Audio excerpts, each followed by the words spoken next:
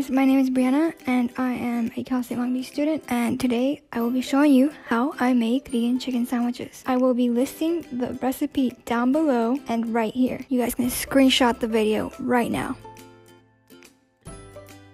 Starting off, I got some oyster mushrooms.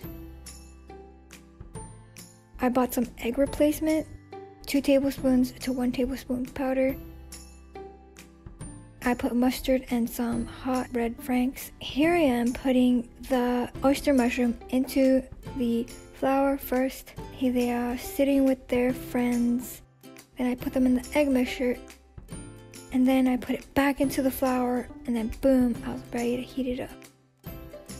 Here they're frying. They started to smell like chicken here, which is really great. Look at them, they look like chicken. Great. Then I got some artesian bread. And I was making sauce for that. It's ketchup and mayo, paprika, lemon juice, and pepper. Spread it on the artesian bread. Here I am piling on my chicken, even though it's flimsy. It tasted a little questionable, but it was good. Thank you guys so much for watching this video. Check out the description for other videos that I've created.